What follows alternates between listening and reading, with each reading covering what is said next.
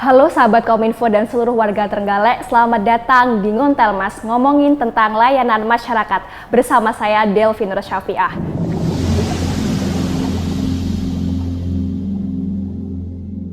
Nah, dalam rangka memperingati Hari Internet Aman Sedunia tahun 2024 dengan tema Together for Better Internet, bersama untuk internet yang lebih baik.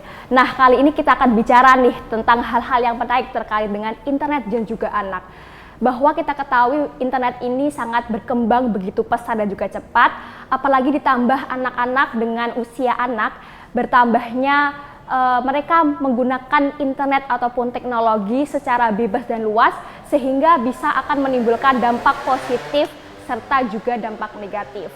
Nah, dalam Ngontel Mas kali ini kita akan membahas secara tuntas nih tentang perilaku anak dan orang tua dalam berinternet melalui baseline survei, dan juga ada pengasuhan positif nih di era digital untuk orang tua, dan juga kebijakan nih Diskominfo untuk melindungi anak-anak dari bahaya oksea. Nah, selanjutnya saya nggak sendiri, saya kedatangan narasumber yang begitu luar biasa. Kali ini ada 3 narasumber yang kita datangkan sekaligus ya. Yang pertama langsung saja ada Bu Endang Suprapti dari Program Promosi Setara Oksea Kabupaten Trenggalek. Dan yang kedua ada Mbak Iza Ummu Haris dari Psikolog Klinis Lembaga Perlindungan Anak Trenggalek. Dan juga beliau membuka praktek mandiri nih yang berada di Pogalan. Terus yang terakhir ada Bapak Iwan selaku Kabid Aptika dari Dinas Kominfo, yaitu aplikasi informatika. Nah, kita langsung saja sambut. Selamat datang Bu Endang, Mbak Iza dan juga Pak Iwan. Apa kabarnya? Alhamdulillah baik, Mbak. Oke, alhamdulillah baik ya. Baik. Oke, jadi pembahasan kali ini kita akan menarik nih terkait dengan bagaimana perilaku anak dan juga orang tua dalam berinternet berdasarkan baseline survei, dan juga kita akan ngomongin nih terkait bagaimana pengasuhan yang positif di era digital ini, dan yang terakhir ada bagaimana kebijakan nih Dinas Kominfo selaku pemerintah juga untuk melindungi anak dari bahaya oksea. Oke, langsung saja nih yang pertama kita akan tanya dulu ke Bu Endang nih. Selamat datang Bu Endang Suprapti, bagaimana kabarnya? Alhamdulillah baik, Mbak. Oke, selamat datang juga untuk Mbak Iza, apa kabarnya? Alhamdulillah. Oke, dan yang terakhir nih, Pak Iwan, bagaimana kabarnya? Alhamdulillah baik. Oke, ya. Baik, jadi langsung saja kita akan tanya-tanya nih terkait dengan tema kita kali ini, yaitu tentang internet dan juga anak gitu ya. Oke, langsung saja yang pertama mungkin saya akan tanya ke Bu Endang nih selaku Program Promosi Setara Oksea Kabupaten Trenggalek. Nah, dengan tema kali ini Bu Endang, mengapa sih anak-anak begitu tertarik atau mencintai internet gitu? Bahkan mereka setiap hari bahkan hampir 24 jam memegang HP ataupun bahkan menggunakan internet. Ya, terima kasih Mbak Delvi untuk sahabat Kominfo. Sebelum kita membahas tentang bagaimana kenapa anak-anak suka internet, mungkin kita perlu menyamakan persepsi ya Pak tentang siapa itu anak. Jadi anak menurut Undang-Undang Perlindungan Anak itu adalah seseorang atau manusia yang usianya kurang dari 18 tahun, termasuk di dalamnya adalah anak-anak yang masih di dalam kandungan. Jadi nanti ketika di forum ini kita berbicara tentang anak, yang kita pikirkan adalah usianya sebelum 18 tahun gitu ya. Lalu pertanyaannya Mbak Delvi tadi adalah kenapa anak-anak menyukai internet gitu ya. Jadi kalau sekarang ini di tahun 2024 ini anak-anak usia 18 kurang dari 18 tahun ini kira-kira tahun lahirnya tahun berapa Mbak? Sekitar tahun 2005-an ya. Ya. Jadi 2005 sampai sekarang itu adalah yang sekarang usia anak gitu. Nah, kalau kita belajar tentang perubahan generasi itu, anak-anak yang lahir di tahun 2005 ke sini itu adalah anak-anak yang masuk dalam generasi Z dan generasi Alpha gitu ya. Atau yang biasa disebut bahwa ini adalah disebut dengan generasi di mana anak-anak ini disebut dengan anak-anak digital natif.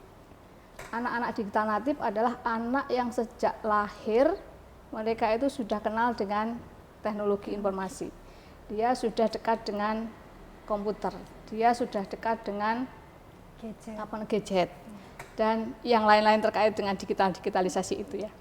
Nah, karena dia sebagai anak-anak digital natif, maka kalau tadi pertanyaannya kenapa kok anak-anak itu menyukai internet? Ya karena memang dia lahirnya di generasi Z dan Alpha yang itu merupakan generasi digital natif. Itu lalu yang perlu kita pahami juga tadi kita di awal berbicara tentang anak bahwa sebenarnya internet ini gitu. Kalau anak-anak menyukai internet ya memang anak-anak itu punya hak yang dilindungi di dunia ini gitu ya. Tidak hanya di Indonesia tapi di dunia ini di mana setiap anak itu punya hak untuk mendapatkan informasi yang layak anak. Jadi ketika ada internet, anak-anak menyukai internet, anak-anak punya hak untuk mendapatkan internet yang aman. Itu adalah hak anak. Lalu kan karena tadi Mbak Delvi juga menyampaikan bahwa ketika kita berinteraksi dengan internet itu pastilah ada hal baik dan hal buruk. Ketika anak-anak mendapatkan pengalaman yang hal buruk, dia juga punya hak untuk dilindungi, di mana anak-anak punya hak pelindungan khusus dari hal-hal buruk terkait dengan internet. Karena banyak ya Mbak Delvi tentunya hal-hal buruk di balik internet yang itu juga belum banyak diketahui oleh anak-anak itu sendiri maupun orang dewasa. Jadi itu yang menjawab kenapa anak-anak suka internet, karena dia adalah digital natif. Oke. Jadi anak-anak ini sudah mulai lahir ya Bu ya, lahir dari pertama lahir gitu udah langsung kenal dengan internet ataupun sudah ada zamannya di era digital. Dan juga mungkin untuk sahabat dari Kominfo perlu ketahui bahwa usia anak nih ya, usia anak ini adalah 0 sampai kurang dari 15 tahun begitu ya Bu ya. Dan juga tadi mengapa anak-anak ini begitu mencintai, karena mereka disebut dengan digital natif gitu. Artinya mereka sejak baru lahir mereka sudah zamannya digital seperti itu Bu ya. Dan dia menyukai lingkungan-lingkungan yang berbau online gitu. Oh iya, berbau itu, online. Iya, ciri khas dari anak-anak digital natif itu. Oke, iya. Nah Bu, tadi sudah berbicara tentang digital natif dan juga menyamakan persepsi bahwa usia anak ini 0 sampai kurang dari 18 tahun. Nah, bagaimana sih Bu perilaku online yang anak-anak ini tuh kegiatannya, maksudnya kegiatan apa saja yang dilakukan anak-anak ini di online seperti itu Bu? Ya, jadi seperti yang kita ketahui bahwa anak-anak itu banyak aktivitasnya sekarang ini dengan internet ya. Misalnya kalau kita lihat dari tujuannya aja, misalnya anak-anak punya kegiatan dengan tujuan untuk belajar di sekolah, mereka juga menggunakan internet. Lalu aktivitas mereka dengan tujuan belajar mandiri di rumah, dia juga dengan internet. Lalu ketika mereka beraktivitas untuk di media sosial, karena anak-anak juga sudah mulai dengan media sosial ya, bahkan masih kecil pun sama orang tuanya dibuatin media sosial, itu juga berinternet. Lalu ketika mereka berkomunikasi juga menggunakan internet. Lalu ketika mereka mencari hiburan juga menggunakan internet. Artinya itu adalah aktivitas yang selama ini banyak digunakan oleh anak-anak. Nah, ketika anak-anak beraktivitas tadi, misalnya contohnya dia beraktivitas untuk belajar mandiri, dampak positifnya dia dapat ilmu pengetahuan. Mungkin dia juga menemukan tutorial yang mereka cari. Tetapi dampak negatifnya adalah mereka mungkin tidak sengaja mendapatkan informasi atau gambar atau video apapun yang ada di internet itu yang tiba-tiba muncul, yang itu sebenarnya tidak tepat atau belum waktunya untuk dilihat anak-anak. Itu adalah hal-hal negatif. Sama halnya dengan ketika anak-anak beraktivitas untuk berkomunikasi. Mungkin selama ini berkomunikasi hanya dengan keluarga dekat. Tetapi kita kan tidak tahu ya Mbak, kadang-kadang kita pun juga ada orang yang nelpon kita yang tidak kita kenal. Artinya hal negatif yang lainnya yang kemungkinan akan dihadapi oleh anak-anak adalah dia bisa jadi berkomunikasi dengan orang yang mungkin dalam tanda kutip ini adalah pelaku penjahat anak online gitu ya. Bisa itu sebagai predator anak atau yang lainnya gitu. Itu hal-hal negatif yang lainnya. Nah, lalu selanjutnya adalah kita ingin melihat apakah selama ini sebenarnya perilaku online anak-anak itu sudah aman gitu ya. Nah, itu kebetulan UNICEF itu bekerjasama dengan Kementerian Pemberdayaan Perempuan dan Perlindungan Anak tahun awal 2023 yang lalu melakukan baseline survei untuk mengetahui sebenarnya perilaku online anak-anak itu seperti apa. Tapi memang ini tidak dilakukan di seluruh Indonesia. Jadi riset ini dilakukan di tiga provinsi, Jawa Timur, Jawa Tengah, dan Sulawesi Selatan. Nah, di Jawa Timur itu salah satunya Trenggalek. Jadi nanti sebenarnya apa yang hasil survei ini juga bisa menggambarkan bahwa anak-anak Trenggalek bisa jadi perilakunya juga seperti itu gitu. Nah, berdasarkan hasil baseline survei itu, ternyata itu respondennya sekitar 510 anak-anak usia remaja. Itu ternyata anak-anak itu belum semuanya berperilaku aman di dalam online gitu ya. Sehingga dalam kata lain masih ada anak-anak itu yang perilakunya berisiko di dunia maya tadi gitu ya. Lalu ketika anak-anak ditanya apakah kalian aman di internet gitu, mereka menjawabnya adalah iya, saya aman. Jadi ketika mereka berselancar di internet tadi aman. Pertanyaannya selanjutnya adalah mereka aman karena mereka tidak paham akan risiko, atau mereka aman karena mereka punya pengetahuannya gitu ya. Lalu ada pertanyaan selanjutnya di dalam survei ini adalah gini pertanyaannya. Apakah kalian pernah mendapatkan pengetahuan tentang internet aman? Kalau yang tadi mengatakan aman itu 60%, yang mendapat pengetahuan itu 30%. Artinya kita bisa mengambil dari jawaban anak itu adalah sebenarnya kalaupun dia mengatakan aman di internet, tapi mereka belum punya pengetahuannya itu ya. Tapi bisa jadi karena mereka juga tidak tahu resikonya, sama dengan kita ya. Jadi kalau kita misalnya berkendara gitu ya Pak, kita kan memang ada SIM ya Pak, ada ujian, ada rambu-rambu dan sebagainya. Tapi kadang di antara mereka belum punya SIM juga berkendara. Jadi mereka tidak tahu resikonya, yus ngebut-ngebut dan sebagainya. Nah itu sama dengan perilaku anak online tadi. Jadi dari hasil baseline ini menyebutkan bahwa belum semua anak itu berperilaku aman secara online. Nah lalu perilakunya seperti apa? Ternyata perilaku mereka itu berisiko Mbak. Antara lain mereka menyebutkan lebih dari 25% itu anak-anak ini tidak pernah mengajak pertemanan dengan keluarganya. Gitu. Berarti sembunyi-sembunyi gitu ya, dari keluarganya. Jadi kalaupun dia punya media sosial, dia tidak akan mengajak berteman untuk keluarga. Karena apa? Karena mereka takut dimarahi. Nah, selain itu mereka juga menjadi tidak bebas ketika mereka mengajak pertemanan keluarganya.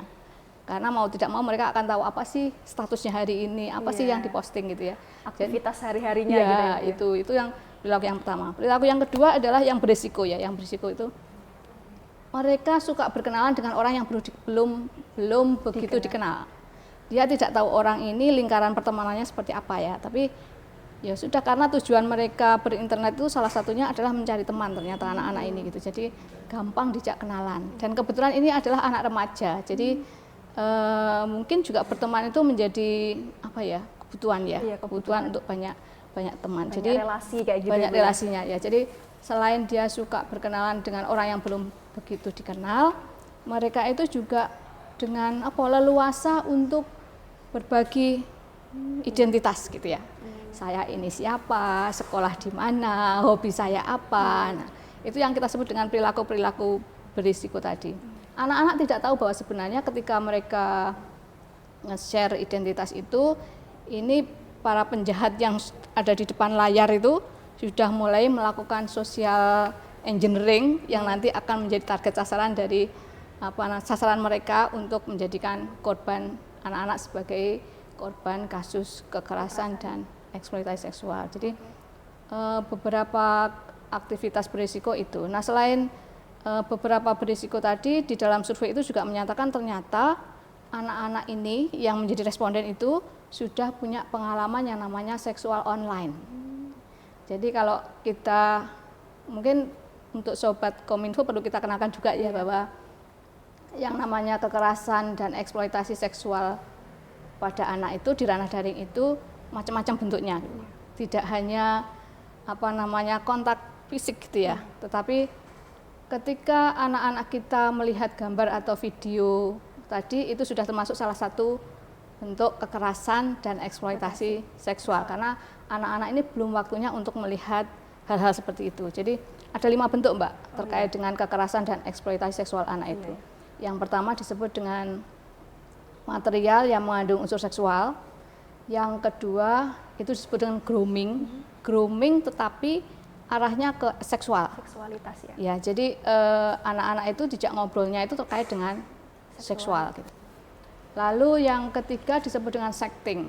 Jadi yang pertama mereka diajak kenalan dulu, setelah kenal ini kan namanya penjahat ya Pak. Jadi sangat paham tentang anak-anak ini karena anak ini sudah di social engineering tadi. Jadi sudah sangat paham anak ini seperti apa, diajak kenalan, anak-anak ini akhirnya menjadi terpikat, namanya anak remaja. Lalu tipu muslihat tadi membuat anak ini tadi saling jatuh cinta dengan orang yang baru dikenal. Melakukan yang namanya grooming. Grooming tadi, setelah grooming memberikan banyak perhatian dan sebagainya, dan lama-lama dia akan naik ke yang kedua, sexting. Sexting itu artinya setelah saling kenal Pak, saling menyukai, seolah-olah menyukai gitu ya. Lalu dimintalah mereka adalah foto-foto pribadi mereka gitu. Itu sexting. Lalu yang berikutnya adalah disebut dengan sextortion. Sexting yang mengandung pemerasan. Jadi kalau misalnya sudah diberikan foto, lalu minta foto lagi, kalau tidak diberikan ada unsur-unsur pemerasan dan itu tidak selalu dalam bentuk uang. Nah lalu berikutnya disebut dengan live streaming. Live streaming tapi seksual. Jadi antara pelaku dan korban anak tadi melakukan live streaming seksual. Itu adalah bentuk-bentuk OXEA tadi, bentuk-bentuk kekerasan dan eksploitasi seksual anak di ranah daring. Nah, yang tadi hasil riset tadi menyampaikan bahwa ternyata anak-anak ini sudah punya pengalaman terkait dengan seksual online. Nah, dari hasil riset itu terlihat bahwa ternyata satu, anak-anak itu sudah kena yang namanya material mengandung seksual tadi atau yang disebut dengan CSAM. Yang kedua, ternyata anak-anak ini juga sudah dimintain foto pribadi mereka, berarti dia sudah kena sexting. Nah, kebetulan memang belum ada yang kena sampai ke dia sextortion maupun live streaming. Nah, itu temuan yang kedua. Maksudnya rangkumannya gitu ya. Yang pertama risiko perilaku berisiko, yang kedua itu dia punya pengalaman seksual online, dan yang ketiga itu ternyata anak-anak ini lebih dari 50% semuanya sudah melakukan yang namanya cyberbullying, Pak. Cyberbullying baik dia sebagai korban maupun pelaku. Itu adalah temuannya. Berikutnya yang menakutkan lagi, ternyata anak-anak ini yang menjadi responden ini Pak, sudah ada yang mengakses namanya VPN. Ketika ditanya, ngapain kamu masuk ke situ? Dia bilang katanya untuk biar bisa menggunakan game online yang lebih bagus daripada yang sudah ada di aplikasi yang ini. Dan yang lain lagi adalah ternyata untuk mengakses situs pornografi. Dan lalu juga dari riset itu juga disampaikan ternyata anak-anak kita ini 41% itu menggunakan profil palsu, usianya juga palsu. Artinya itu juga berisiko lagi Mbak Devi. Artinya nanti penjahat kembali ke penjahat ya. Risikonya adalah penjahat itu akan melihat anak yang bukan sebenarnya dia anak, akhirnya masuk ke lingkaran yang orang dewasa yang seharusnya belum bisa mereka akses. Nah, itu adalah gambaran dari riset, dan di dalam riset itu juga ditanyakan adalah apakah orang tua kalian itu melindungi kalian terkait dengan online. Sebagian besar mengatakan iya. Lalu bagaimana caranya orang tua kalian melindungi kalian? Ternyata lebih pada pembatasan waktu menggunakan internet. Lebih ke situ, tapi hanya sebatas itu. Iya, sebatas waktu. Jadi tidak ada pengarahan dari orang tua bagaimana caranya menggunakan internet yang aman. Bagaimana dia menjaga identitas diri. Itu belum disampaikan oleh orang tua. Nah, itu gambaran dari perilaku internet gitu ya Bu ya? Iya. dari Oke, perilakunya ternyata itu. perilaku internet ini sangat cukup luar biasa ya Bu ya, dampaknya Iya. ada dampak positif tapi juga banyak sekali dampak negatifnya. Mungkin sahabat Kominfo perlu hati-hati dan juga di usia anak ini ya Bu ya, karena banyak sekali dampak positif dan juga dampak negatifnya. Apalagi tadi sudah disebutkan sama Bu Endang bahwa ada bentuk-bentuk yang namanya seksualitas di online gitu ya, seksualitas Kekerasan dan ya. eksploitasi seksual Oke, anak kekerasan dan eksploitasi seksual anak di ranah daring. atau bisa disebut dengan apa Bu biar supaya sahabat Kominfo ini enak gitu untuk mengingatnya.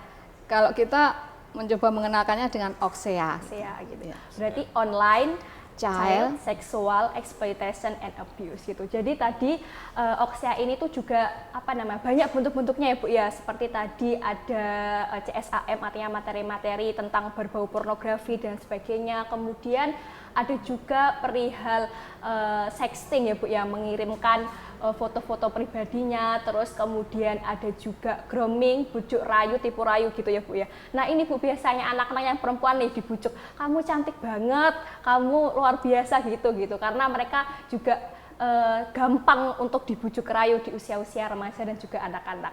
Dan ada juga tadi apa namanya grooming, terus setelah itu ada lagi live streaming. Ya, artinya mereka itu secara langsung untuk hal-hal yang seksualitas gitu ya Bu ya.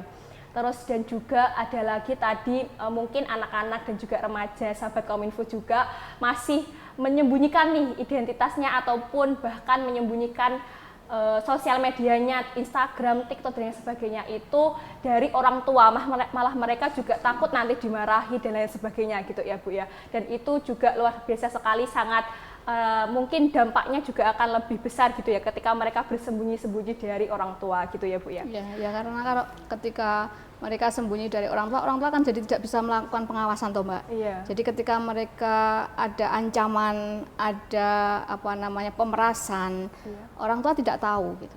Dan ujung-ujungnya anak-anak sudah menjadi korban depresi dan sebagainya. Berarti karena, belum tahu gejalanya, tiba-tiba mereka sudah parah karena orang tua kan jauh dari tidak tahu dari jangkauannya dari anak-anak itu ya Bu ya. Dan juga ada lagi nih tentang cyberbullying Bu tadi ya, itu memang betul bahwa anak-anak sekarang ini tuh banyak sekali yang tadi mengakses internet kemudian dengan seenaknya dia mengolok-olok temannya dengan hal misalkan dengan ini Bu, dengan alasan mereka cuma bercanda gitu biasanya Bu ya. Nah itu juga termasuk hal-hal yang harus kita waspadai gitu ya sebagai orang tua, bahkan anak-anak pun juga jangan untuk melakukan cyberbullying gitu, karena juga ada undang-undangnya untuk mengelola cyberbullying tersebut. Oke, jadi tadi Bu Endang tadi juga sudah disebutkan tentang OXEA nih ataupun Online Child Sexual Exploitation and Abuse. Nah, bagaimana nih Bu Endang dari sisi anak-anaknya supaya terhindar dari OXEA ini Bu? Mungkin bisa dibagikan tips and triknya gitu. Iya Mbak. Jadi kalau untuk anak-anak ya. Iya, untuk anak-anak yang pertama adalah anak-anak harus menjaga keamanan online-nya gitu. Dalam menjaga keamanan online itu salah satunya adalah sandinya itu harus dijaga gitu. Jangan sampai orang tahu sandinya itu apa, lalu sama ini Mbak, kadang itu kalau kita sudah selesai menggunakan perangkat kita itu tidak logout gitu. Oh iya. Itu juga rawan bisa jadi nanti bisa digunakan oleh orang yang lain. Itu terkait dengan menjaga keamanan. Jadi jaga sandinya, lalu tidak memberikan informasi pribadi kepada orang lain. Lalu kalau mau mengunggah atau membagi itu juga harus dipilih-pilih. Terus selain itu juga anak-anak tetap harus ya jangan terus online gitu ya. Ada saatnya mereka harus istirahat online. Ya jadi dari riset kemarin kita juga sempat menanyakan Mbak, berapa lama dalam sehari anak-anak itu menggunakan internet.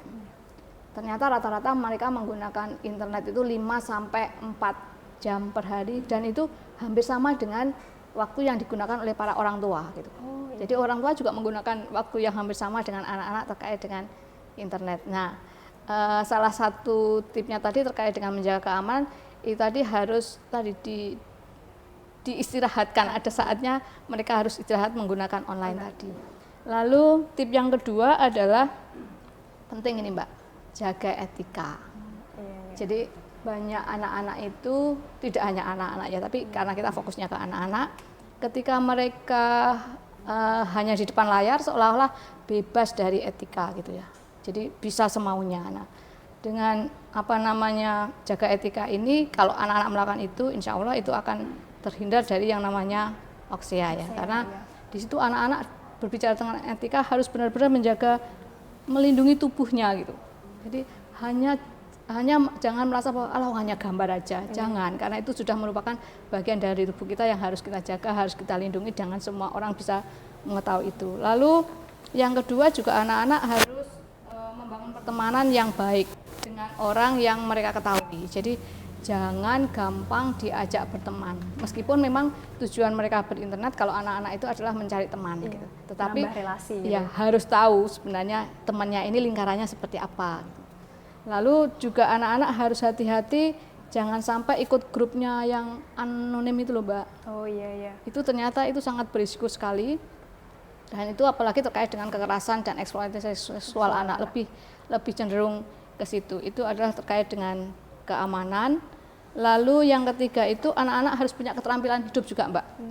Keterampilan hidup untuk ketika mau menggugah, mau share itu harus dia punya pengetahuannya gitu.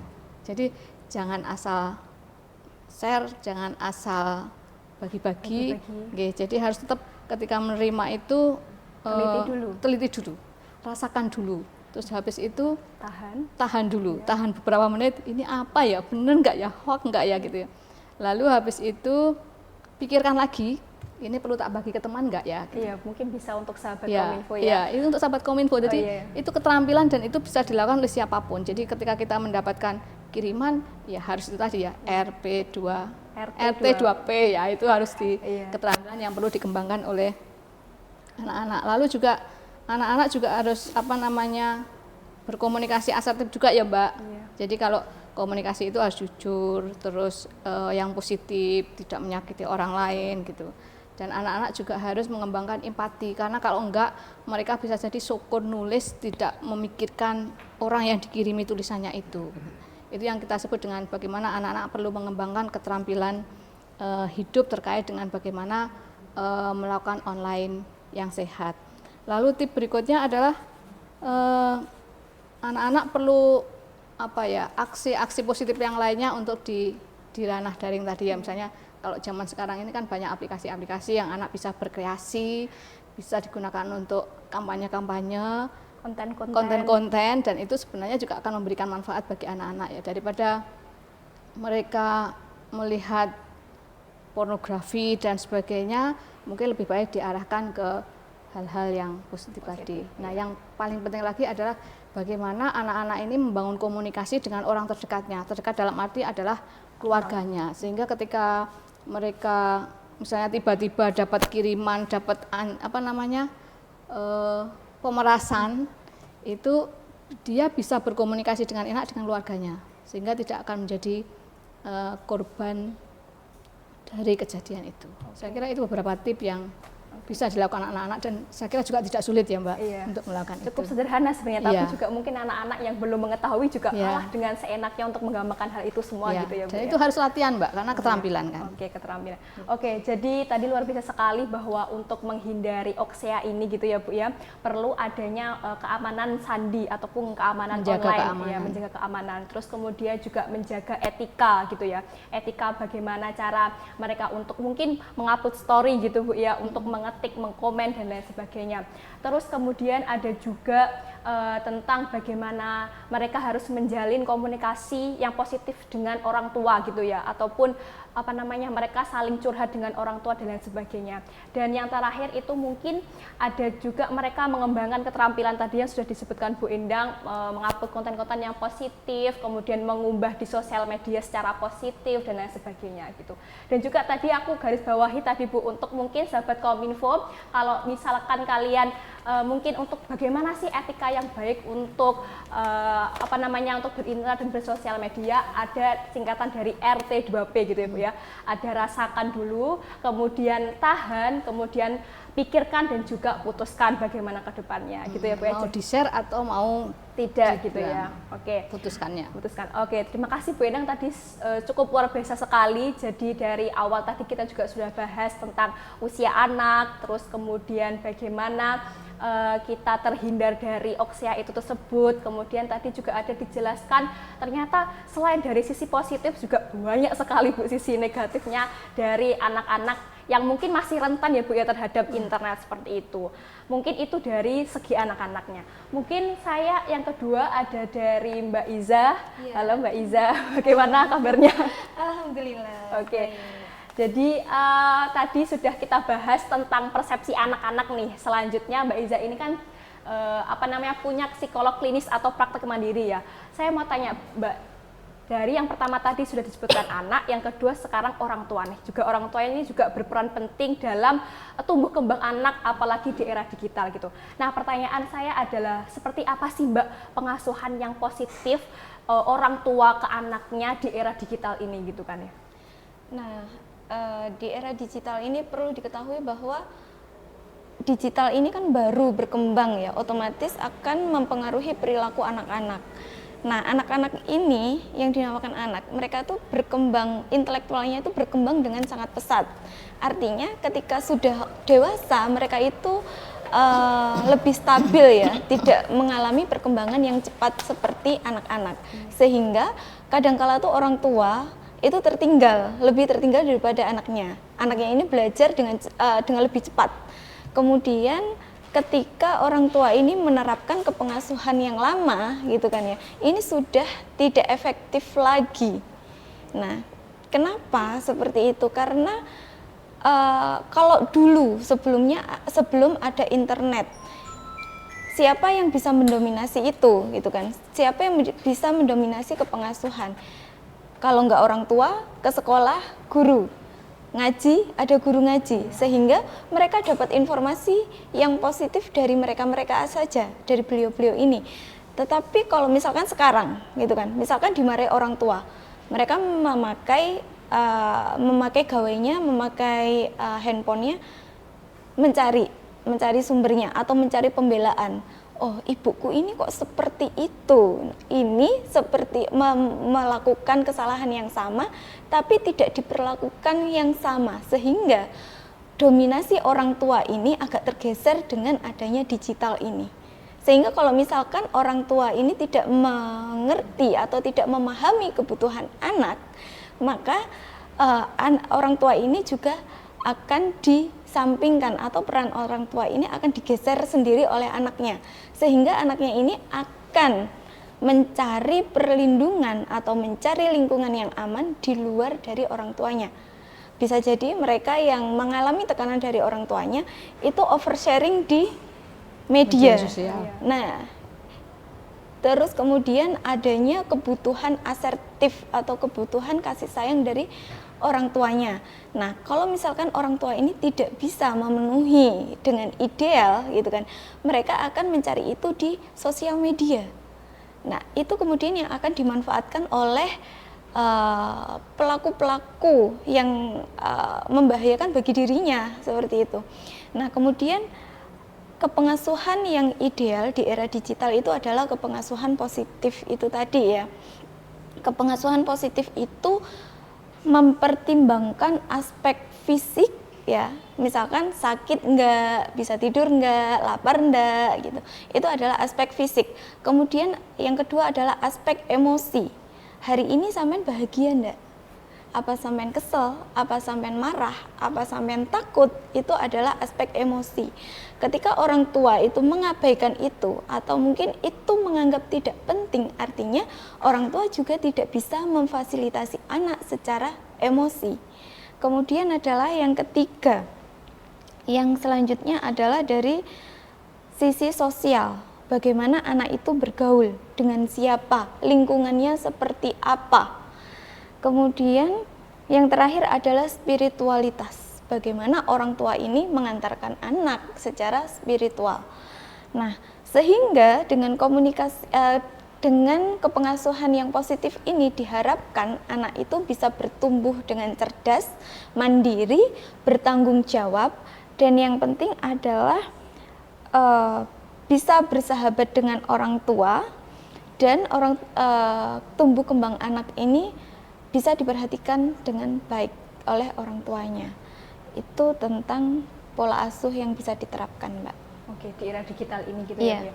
Jadi dalam pengasuhan di era positif ini nggak usah untuk pengasuhan yang terlalu lama seperti kayak kekerasan gitu ya, menggunakan kekerasan seperti cubitan dan lain sebagainya gitu ya. Tapi menggunakan aspek positifnya, yaitu berupa kasih sayang, terus memberikan hak-haknya dan lain sebagainya gitu ya, Bu ya. Terus dan kemudian tadi kalau misalkan anak-anak nih sering dikasih kasar sama orang tua, akhirnya anak-anak ini akan oversharing ke sosial media dan bahkan tadi bisa menjadi pelaku oksia ataupun bahkan korban dari oksia gitu ya, Bu ya, karena kurang perhatian dari orang tua.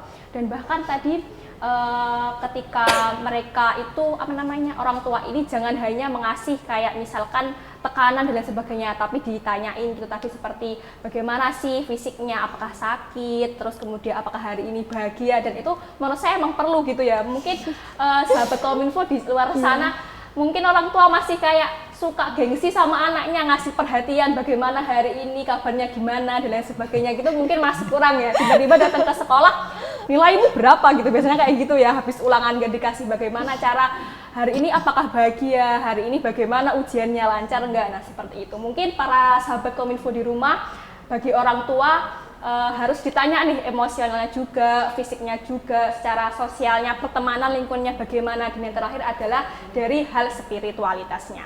Oke Mbak Iza, tadi kita sudah bahas nih terkait dengan bagaimana pengasuhan yang positif di era digital. Selanjutnya nih, mengapa Mbak Iza ini penting akan pengasuhan positif di era digital? Bagaimana dampaknya dan juga efeknya tentunya bagi si anak gitu ya di era digital ini? Baik, ini kenapa penting? Gimana tadi Mbak pertanyaannya? Mengapa penting melakukan pengasuhan positif di era digital, serta dampaknya itu seperti apa bagi anak gitu? Ya baik, kalau misalkan anak ini kan sudah punya second opinion gitu kan, yang aman, yang tidak bisa terdeteksi oleh lingkungan yang di real life gitu kan ya.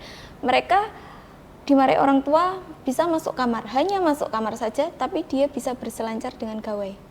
Sehingga kalau misalkan orang tua tidak bisa memfasilitasi kebutuhannya anak gitu kan secara aman, maka anak ini juga akan nggak tahu nih kemana dia gitu. Nah, kepengasuhan positif ini memberikan efek yang baik juga buat orang tua dan anak gitu kan. Kalau misalkan anak yang hanya di depannya HP gitu kan ya, menggunakan internet, mereka akan menyita waktunya artinya punya waktu yang lebih sedikit berinteraksi dengan orang tuanya. Nah, sehingga dibutuhkan ada beberapa dampak yang positif. Yang pertama adalah meningkatkan kualitas interaksi antara anak dan orang tua. Nah, ketika orang tua ini gitu kan bisa menjalin komunikasi yang aman, bisa memfasilitasi perasaannya anak, maka orang tua ini menjadi tempat pulang yang aman dan nyaman bagi anak. Itu sejauh apapun anak ini berselancar, maka dia tahu, oh iya, orang tuaku bisa memfasilitasi emosiku, orang tua bisa memfasilitasi rasa aman yang saya butuhkan. Kemudian adalah yang kedua, mengoptimalkan tumbuh kembang anak. Nah, di sini ketika adanya kepengasuhan positif, tidak hanya masalah anak ini seperti apa, bagaimana saya memperlakukan anak, tetapi penting bagi orang tua untuk punya wawasan tentang tumbuh kembangnya anak. Nah, ketika di sini kita membahas anak, berarti dari prenatal itu yang masih di dalam kandungan sampai 18 tahun. Nah, seperti kalau misalkan masih di dalam kandungan, gizi apa? Aku harus stres enggak? Nah, bagaimana supaya aku biar enggak stres? Nah, kemudian ketika anak itu sudah lahir, anakku ini dalam fase yang seperti apa? Nah, kemudian kalau sudah di usia 2 tahun, nah perkembangan emosinya ini sudah mulai berkembang. Nah, bagaimana orang tua dalam menghadapi anak yang sedang berkembang secara emosi? Bagaimana sikap orang tua ketika menghadapi anak ini tantrum? Bagaimana sikap orang tua ketika nanti setelah SD menghadapi anak yang kebutuhan sosialnya mulai meluas? Seperti itu. Nah, kemudian kalau sekarang ini anak-anak mudah ya orang tua memberikan gadget, biar apa? Biar diam, biar fokus, biar nggak lari-lari gitu, biar manut. Nah, sebenarnya itu juga menjadi bumerang bagi orang tua. Karena semakin intens anak dengan gadget, maka tumbuh kembang dari sisi emosi dan sosial ini bisa terganggu. Karena anak yang harusnya berinteraksi, mengasah kemampuannya, dia hanya diem dan menatap layar datar saja. Sehingga kemampuan motoriknya, kemampuan untuk menulisnya yang digunakan nanti di sekolah itu kurang terasah karena sering melihat gadget. Kemudian perkembangan sosialnya juga seperti itu. Perkembangan emosinya juga bisa terganggu. Maka dari itu penting orang tua untuk mempunyai wawasan tentang tumbuh kembang anak. Misalkan anak yang balita ini tumbuh kembangnya sampai mana? Orang tua, bagaimana cara orang tua memenuhi tugas perkembangan itu? Bagaimana caranya orang tua untuk mendampingi tumbuh kembang anak? Apa yang dibutuhkan untuk anak? Seperti itu. Jadi misalkan seperti ini, banyak kasus yang anak SD yang dituntut untuk les, pagi sekolah sampai siang, pulangnya les, malamnya ngaji, belum lagi mengerjakan tugas-tugas yang lainnya. Jadi anak ini mengalami kejenuhan mental. Nah, seperti itu. Jadi padahal untuk tugas perkembangan anak SD itu adalah ada batasannya ketika mereka itu fokus, ada keterbatasannya mereka itu bermain, ada waktunya sendiri-sendiri. Lantas kita tidak bisa memforsir anak ini untuk bisa duduk diam dan belajar saja. Seperti itu, Mbak. Kemudian yang berikutnya adalah mencegah perilaku-perilaku yang menyimpang. Kepengasuhan positif ini menerapkan bagaimana orang tua ini memberikan fasilitas kepada anak itu tadi ya, sehingga anak ini merasa terbuka sama orang tuanya, merasa nyaman sama orang tuanya, sehingga menghindarkan anak-anak ini dari perilaku-perilaku yang menyimpang. Seperti itu. Yang berikutnya adalah mendeteksi kelainan pada tumbuh kembang anak. Jadi ketika orang tua ini punya wawasan tentang tumbuh kembangnya gitu kan, ada keterlambatan tumbuh kembang, ini orang tua sudah mulai paham. Jadi pertolongan pertama ketika anak ini dinyatakan telat untuk menjalani tumbuh kembangnya, orang tua ini bisa langsung menstimulasi anak, atau gitu kan, ketika tumbuh kembangnya ini di atas 3 bulan, maka perlu intervensi dari seorang ahli, misalkan dokter tumbuh kembang anak, misalkan dokter spesialis anak atau psikolog anak. Seperti itu, Mbak.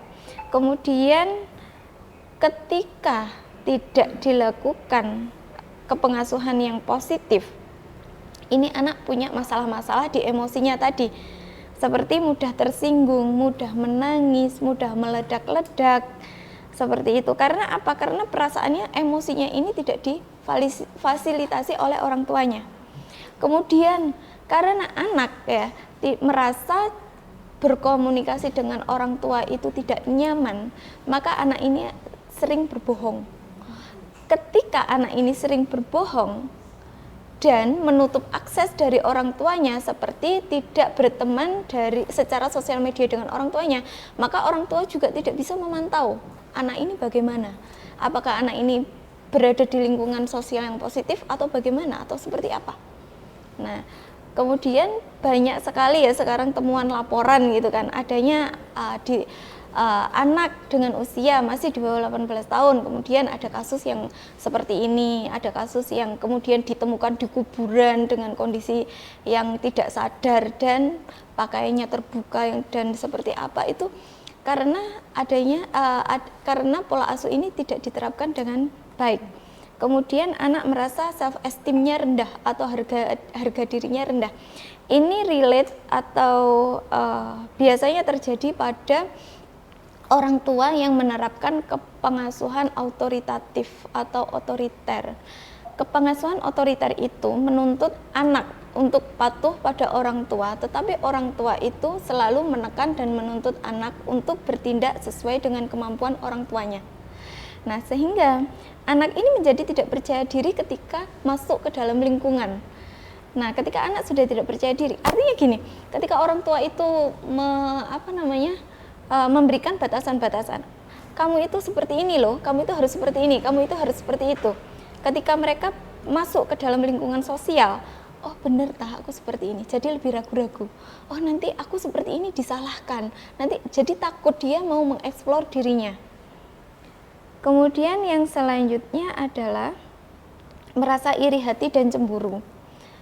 Nah, merasa iri hati dan cemburu kepada temannya, kepada saudaranya, gitu kan.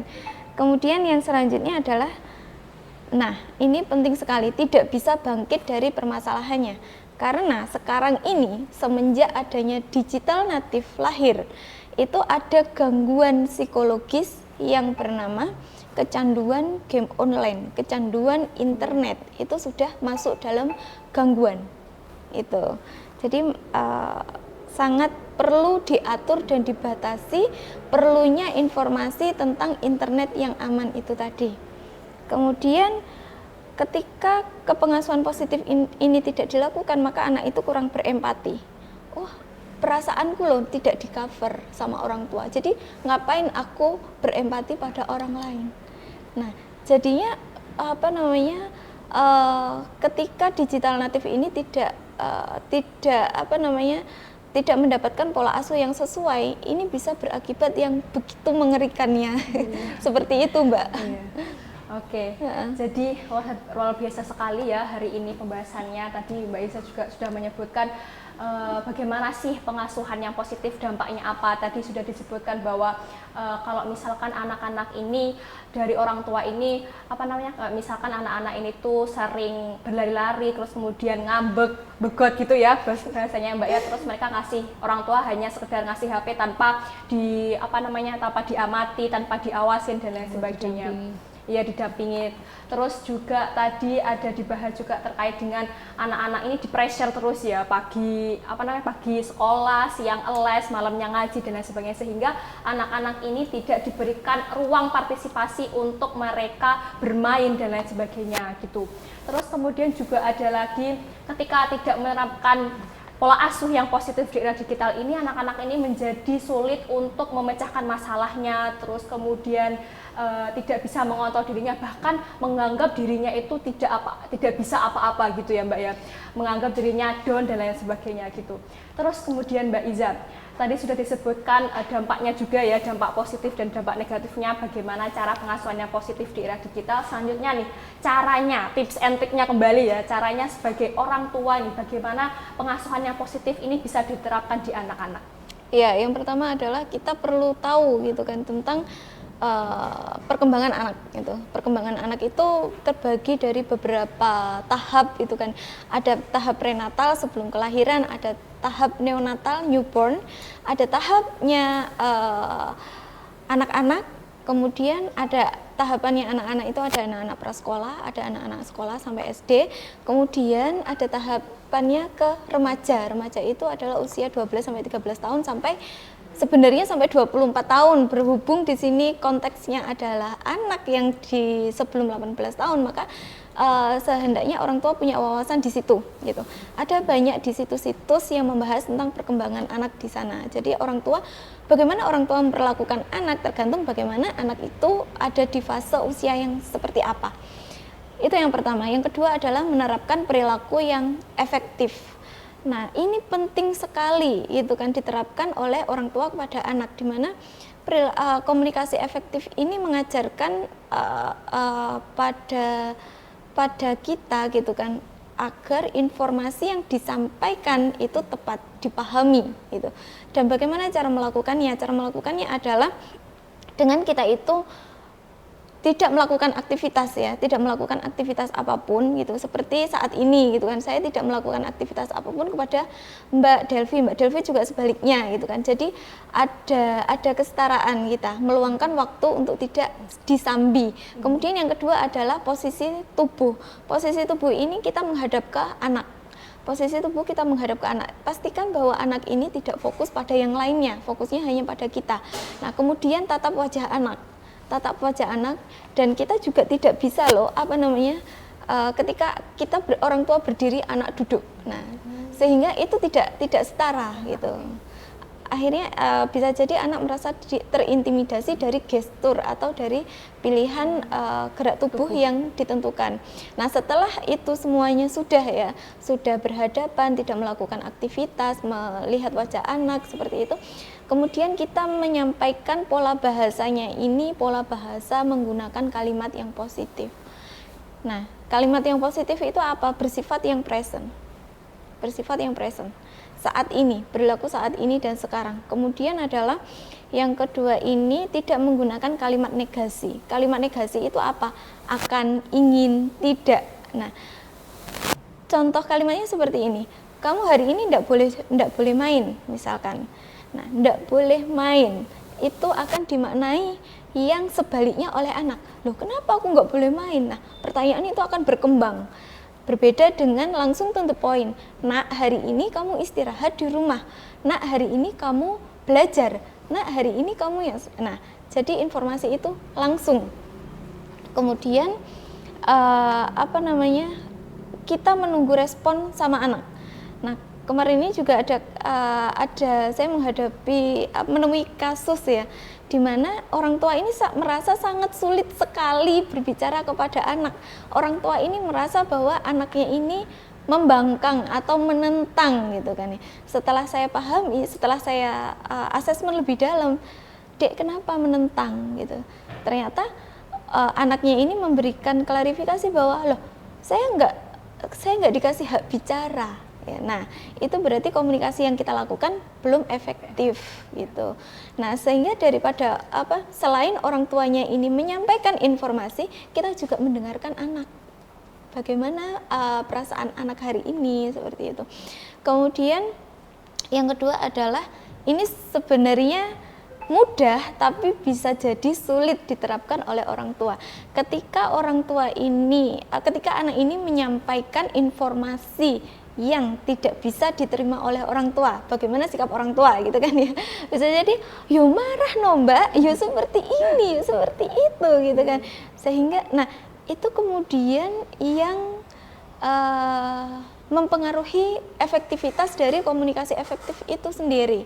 Ketika orang tua sudah emosi, marah, ngomel dan sebagainya gitu kan, berarti komunikasi efektif itu sudah tidak bisa diterapkan lagi. Tidak berjalan dengan baik. Gitu. Iya, tidak berjalan dengan baik. Lalu bagaimana ketika kita misalkan gitu kan, orang tua pengennya anaknya nggak pacaran, tetapi kok ketahuan gitu, keluar boncengan. Nah, seperti itu kan. Ya udah, orang tua memahami dulu, oh anak saya sudah gede. Yang pertama, anak saya hormon reproduksinya sudah berkembang. Oh, ternyata anak saya punya kebutuhan yang seperti itu. Lalu solusinya bagaimana supaya kebutuhannya anak saya ini tetap terpenuhi, tetapi di ranah yang aman. Nah, itu. Apalagi kalau anak-anak yang sudah menstruasi atau sudah mimpi basah seperti itu, organ reproduksinya sudah bekerja dan dia sudah tertarik pada lawan jenis. Itu hal yang normal sebenarnya. Nah, itu prinsip-prinsip komunikasi efektif yang bisa diterapkan. Kemudian adanya aturan gitu kan, adanya aturan tentang disiplin positif juga. Disiplin positif itu mengajarkan pada kita bahwa kita itu bisa menerapkan disiplin dengan aman dan nyaman tanpa hukuman. Nah, itu yang sulit ya. Iya. Bagaimana ketika kita para orang tua ingin anaknya nggak pacaran, ternyata pacaran. Oh, harus dihukum nih, harus Nah, itu sebaiknya kita juga tanya dulu pada anaknya, kebutuhan apa yang sedang anak ini inginkan gitu, sehingga bagaimana sih solusinya, sehingga hukuman itu ditaruh yang paling akhir dan terakhir, kalau bisa nggak ada seperti itu, karena hukuman ini memang tidak efektif lagi untuk digunakan pada zaman saat ini. Mungkin Gitu. membuat peraturan yang harus disepakati anak dan juga orang tua Betul, gitu ya. iya itu penting sekali gitu kan. Jadi orang tua juga nggak bisa maksa anak harus seperti ini. Iya. Itu. Tapi adanya kolaborasi antara orang tua dan anak sehingga memunculkan perkembangan positif ataupun pengasuhan positif di keluarga gitu ya. Iya betul. Oke. Jadi luar biasa sekali ya, tadi sudah disebutkan Mbak Iza tentang bagaimana pengasuhannya positif di era digital, yaitu tentang adanya bagaimana komunikasi yang efektif dari orang tua dan juga anak.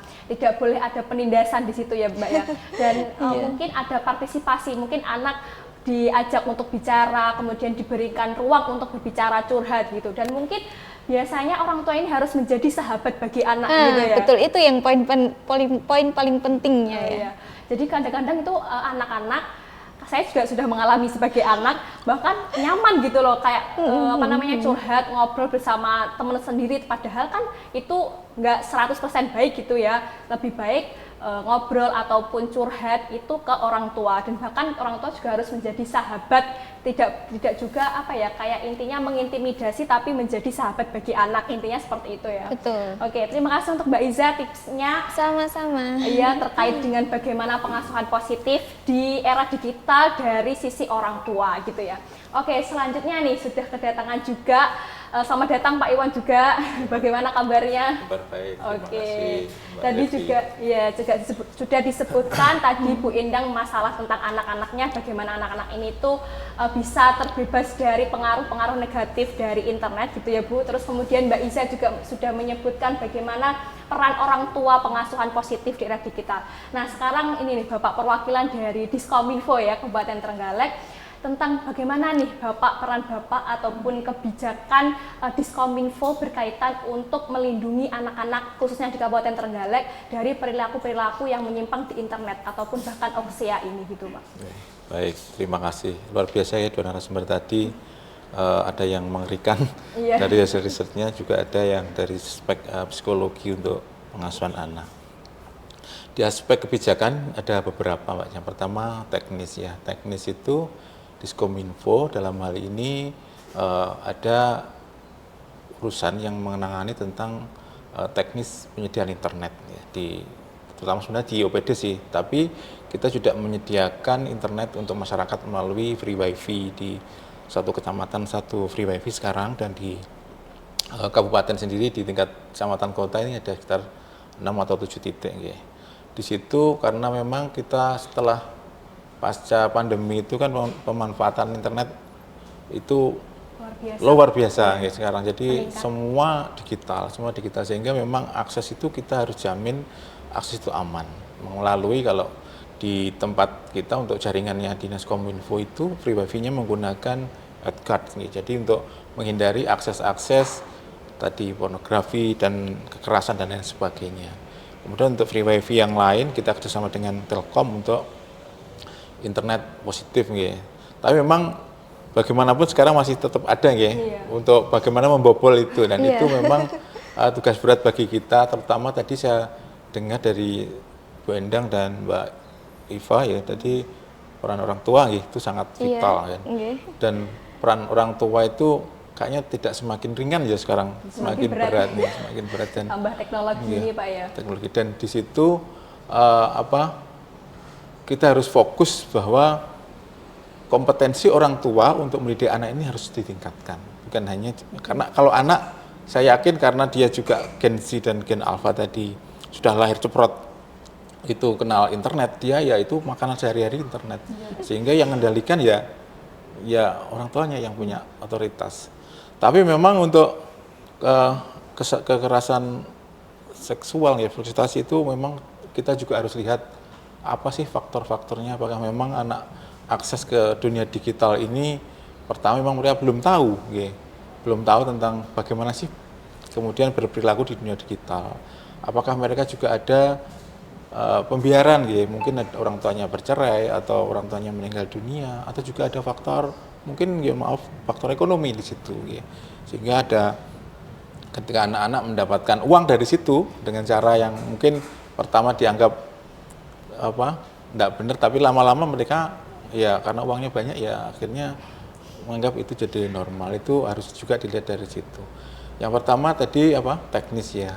Yang kedua promosi. Promosi ini kami di Dinas Kominfo ini ada namanya bidang IKP ya, informasi dan komunikasi publik, itu terbuka untuk kolaborasi dengan seluruh OPD, seluruh dinas untuk membuat konten-konten terkait dengan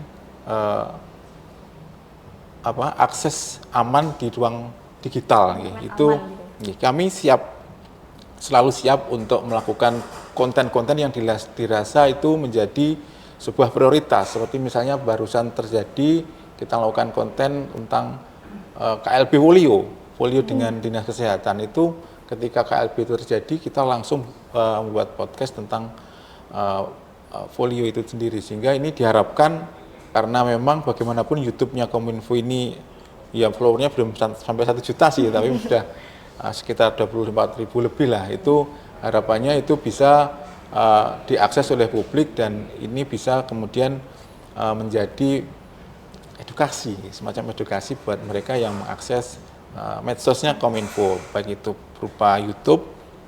Kita juga punya Instagram yang juga alhamdulillah followernya juga sangat banyak, juga punya Facebook. Iya. Yang ketiga kita lakukan kegiatan yang mengarahkan anak ini ke kegiatan positif. Misalnya kita sudah pernah melakukan namanya lomba vlog untuk anak-anak SMP. Itu mereka melakukan kegiatan vlogging untuk mempromosikan Trenggalek, sehingga mereka bisa memberikan kreativitas. Ya, memberikan kreativitas dalam hal yang benar, hal yang positif. Dan itu harapannya nanti ini akan bisa berlanjut terus supaya hal ini bisa menjadi salah satu cara anak-anak di bawah 18 tahun ini untuk kemudian berperilaku positif di dunia digital. Itu beberapa yang kemudian kita juga membentuk komite komunikasi digital. Itu kolaborasi antara Dinas Kominfo, TNI Polri, kemudian juga wartawan dan para pelaku-pelaku digital, untuk kemudian di situ ada bidang-bidang yang menangani apakah ada informasi hoax, itu ada yang kemudian mengklarifikasi, kemudian ada bidang yang melakukan edukasi ke sekolah-sekolah untuk anak-anak remaja ini, dan juga di sana ada penegak hukum ya, kemudian ya tidak langsung dihukum lah, tapi mereka memberikan konsultasi yang terbaik bagaimana kemudian ruang digital ini bisa aman untuk anak-anak kita. Itu beberapa kebijakan yang dilakukan oleh Dinas Kominfo. Jadi tadi ada tentang jaminan akses yang aman, walaupun free wifi sekarang satu kecamatan satu ya Bapak ya, tetapi sama satu. Oke, tetapi juga tetap ada jaminan akses aman. Jadi anak-anak ini tetap tidak bisa mengakses hal-hal yang tidak baik seperti itu ya. Kemudian ada promosi, terus kemudian kolaborasi untuk anak-anak untuk membuat konten vlog ini Pak ya, yang benar ya Pak ya. Soalnya emang biasanya itu anak-anak sekarang hanya HP-an, penerus mager gitu ya di rumah, betul. Di kamar, terus cuma main HP, scroll TikTok dan sebagainya gitu. Melalui kegiatannya positif ini yang dilakukan oleh Dinas Kominfo, yaitu membuat vlog ya ini untuk mencari nih siapa-siapa ataupun anak-anak yang ingin berkreativitas di sosial media bahkan di era digital ini. Nah, terus selanjutnya Bapak, apa sih program Kominfo ini untuk meningkatkan pengetahuan anak terkait dengan internet yang sehat dan juga aman seperti itu? Program Kominfo untuk anak-anak tadi kami sampaikan bahwa Kominfo ini lebih kepada fasilitasi bagi dinas teknis yang kemudian menangani anak-anak itu sendiri. Bagaimana kemudian Kominfo bisa berperan di aspek digitalnya. Mungkin kita juga bisa kolaborasi dengan Oxy juga ya, untuk bagaimana kita membuat konten-konten digital untuk anak. Bagaimana kemudian konten-konten ini bisa menjadi edukasi untuk anak-anak supaya mereka juga sadar bahwa akses ke dunia digital ini tidak hanya untuk senang-senang, tapi juga resikonya sangat berat kalau memang salah akses. Dan itu kami selalu terbuka untuk melakukan kolaborasi dengan berbagai pihak untuk kemudian membuat konten-konten maupun sosialisasi untuk siapa saja sih yang kemudian perlu kita berikan edukasi, karena bagaimanapun secara teknis teman-teman yang menangani anak-anak ini yang lebih tahu. Dinas Kominfo lebih di aspek digitalnya untuk bagaimana edukasi ini bisa kemudian efektif bagi anak-anak dan bagaimana sih kemudian isi yang perlu dimasukkan dalam konten itu. Seperti tadi dari Mbak psikolog itu kan banyak sekali kan, itu materi yang kemudian secara teknis dikuasai oleh teman-teman atau dinas yang menangani teknis untuk melindungi anak dan perempuan, seperti itu, Mbak. Oke, jadi tadi lebih ke arah fasilitasi gitu ya, bagaimana orang tua ataupun anak-anak yang ingin bagaimana bekerja sama, berkolaborasi dengan adanya konten-konten yang positif seperti itu, ataupun bahkan berkolaborasi memberikan edukasi kepada masyarakat umum ya. Itu program yang sudah dilakukan Kominfo untuk menangani ataupun memberikan internet yang aman bagi anak-anak.